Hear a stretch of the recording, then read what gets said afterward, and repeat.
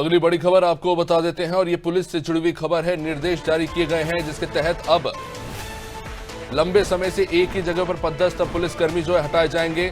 5 साल से एक जगह पर पदस्थ पुलिसकर्मियों के अब तबादले होंगे।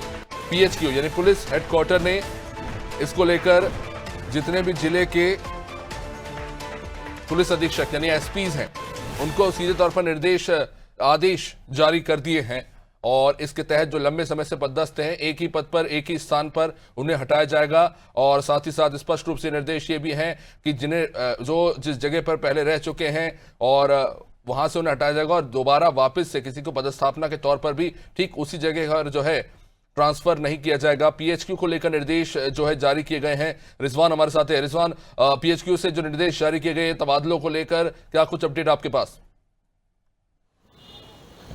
देखिए अभिषेक, जिन शहरों में मध्य प्रदेश के 2 शहरों में कमिश्नर सिस्टम लागू हो और इन्हीं 2 शहरों में जो है पीएचक्यू ने आदेश जारी किया है डीजीपी कैलाश मकवाना ने। हालांकि ये आदेश में साफ तौर से लिखा है जो पुलिसकर्मी 5 साल से ज़्यादा जो है कि थाने में जो है टिके हुए हैं उनका सबसे पहले जो है ट्रांसफ़र करें, क्योंकि आरक्षक से लेकर उप निरीक्षक तक के लोगों को जो है इसमें रखा गया है। साफ तौर से हम देखते हैं किस तरीके से जो पुलिसकर्मी है कोई 5 साल से, कोई 10 साल से, कोई 15 साल से जो है एक ही थानों में टिका हुआ है और अपने मफाद के लिए जो है वो थाना नहीं छोड़ते हैं। हालांकि कई बार ऐसा देखने में ये भी आया है, कई पुलिसकर्मी इन बातों को लेकर विवादों में भी आए, क्या उनका ट्रांसफ़र तो हो जाता है लेकिन वो रवानगी जो है अपनी नहीं देते हैं। हालांकि इस बात को लेकर अब पीएचक्यू ने सख्त निर्देश दिए हैं और कहा है कि जिस तरीके से जो आरक्षक से लेकर उप निरीक्षक के जो पुलिसकर्मी हैं, मतलब सब इंस्पेक्टर रैंक के जो पुलिसकर्मी हैं उनको जो है जो 5 साल से अधिक समय से जो टिके हुए हैं उनको एक थाने से दूसरे थाने जो है ट्रांसफ़र किया जाए।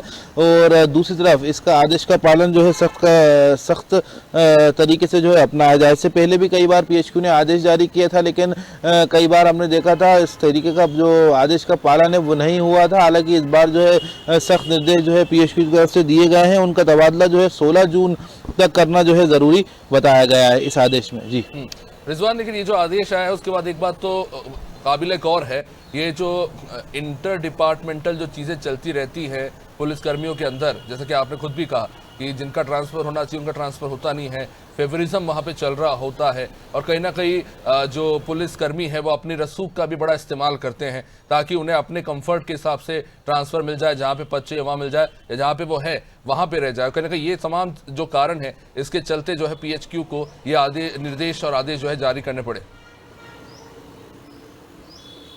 बिल्कुल अभिषेक, जिस तरीके से लगातार देखने में ये आता है कि आदेश तो जो है या डीसीपी हो या भोपाल पुलिस कमिश्नर हो या जो भी जिम्मेदार अधिकारी हैं जिनके जिम्मे ये है जो पुलिसकर्मियों के थाना स्तर पर ट्रांसफ़र करते हैं वो ट्रांसफ़र तो कर देते हैं, आदेश भी जारी कर देते हैं, लिस्ट में भी नाम आ जाता है, लेकिन कहीं ना कहीं किन्हीं कारणों की वजह से जो है पुलिसकर्मी अपना थाना नहीं छोड़ते हैं और कई बार आरोप भी उन पुलिसकर्मियों पे लगते हुए दिखाई देते हैं।